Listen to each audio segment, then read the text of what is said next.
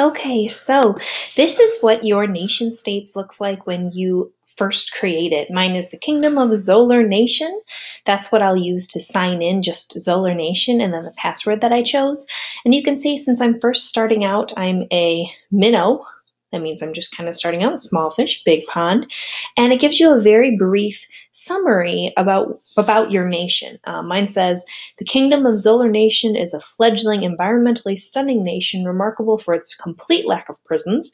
The intelligent population of 5 million Zolar Natians are fiercely patriotic and enjoyed great social equality. They tend to view other, more capitalist countries as somewhat immoral and corrupt. The enormous socially minded government juggles the competing demands of social welfare, religions and spirituality, and law and order. The average income tax is 37%, but much higher for the wealthy. A small private sector is dominated by the furniture restoration industry. Crime is moderate, probably because of the country's utter lack of prisons. Zolar Nation's national animal is the dolphin, which frolics freely in the nation's sparkling oceans, and its currency is the dot.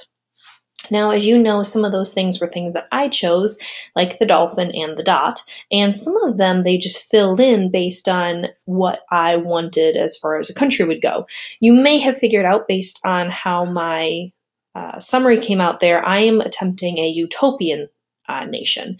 You may attempt a utopian, you may attempt a dystopian. It's completely up to you. Now, if you look up here, it also gives you my civil rights, which are average, my economy, which is developing, and my political freedoms, which are excellent. So this is what yours will look something similar to this and probably say something much different than this. And if you look off to the side, you're going to see this issues section. I have 4 issues that I need to resolve. Each day, once or twice a day, sometimes even more, you're going to see that there are issues that you need to resolve as the leader of your country. And what you need to do is keep in mind whether you chose to create a utopian or a dystopian government. If you chose to create a utopian government, it's actually kind of easy because you just go based on what your opinion of a perfect society would be. If it's dystopian, you're going to create kind of a worst case scenario to an answer of each of these. So I'm going to go with this one. Should democracy be compulsory? Now, what you guys are going to find is that you don't know some of these words, which is totally fine. In that case, you'll look them up. You're going to be doing all of this on the computer anyway. Use it. Use the resources available to you. Now, this is really cool. It'll show a newspaper article with the header of the newspaper is based on whatever your country is. The date will be whatever date this is. Yes, this is before winter break. Yes, I'm working on a Sunday. Welcome to the life of a teacher. Anyhow, the price of this newspaper is $1. And then, so you obviously don't need to read this newspaper article because this probably isn't going to be related to you, but what is related to you is this bit below. It says, in response to a slow news week, certain highbrow newspapers have stirred up the debate over voluntary versus compulsory voting.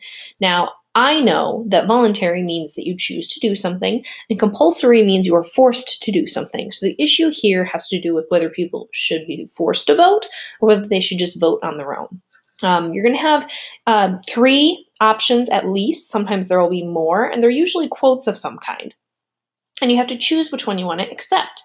So the first one says, compulsory voting makes about as much sense as having the death penalty for attempted suicide, says civil rights activist Falala Lopez.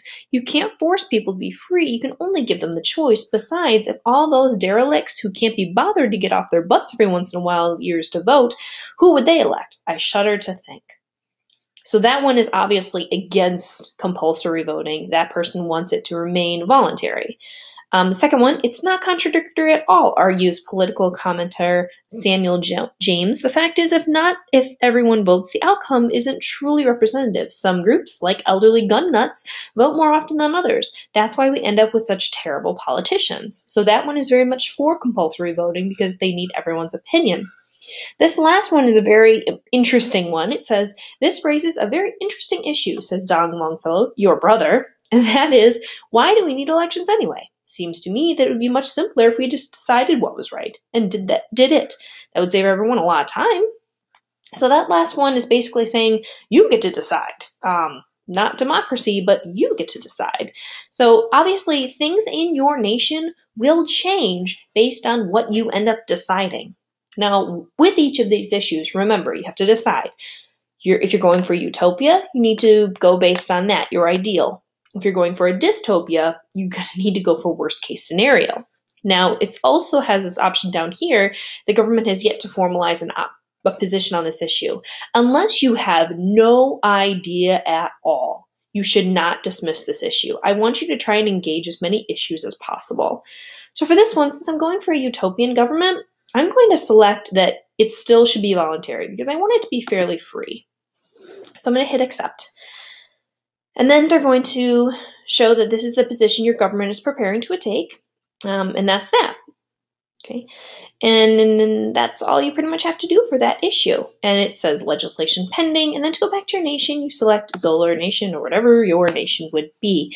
Now you'll notice that it hasn't changed yet. They're not putting that one into act yet. But that one is where it stands. So that's kind of how you solve issues. That's where the information comes from as far as how this main page gets changed. That's where a majority of that stuff comes from. I wanted to show you one other thing quickly. You can also look at these different subtopics to understand where your nation is at. Fact book gives you, it would give you a little bit of information on historical events and stuff like this. This you have to kind of fill in on your own, it seems, or it may develop over time. People, this gives you the leading causes of death, which is interesting in my country. Old age is very, very, very large at 69%. Heart disease is 8.3%. Murder is 13.9%. Lost in the wilderness is 6.9%. And acts of God are 1.4%. Government. This tells you how the government is spending its money. Great deal of it on welfare. Economy. This tells you where the gross domestic product comes from. Trends. This gives you the civil rights, economy, political freedom trend. Now, this will be one of those things that it'll go up and down and up and down, but since this is the first day of my nation creating, there's nothing.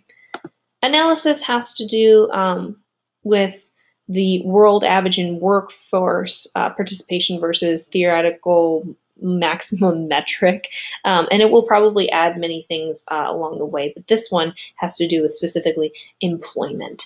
Again, I know that some of these words you might not know. Feel free to look them up. Go based on your context clues. This is for fun, but it's also to kind of get you thinking about how these nations form. So that's it for now.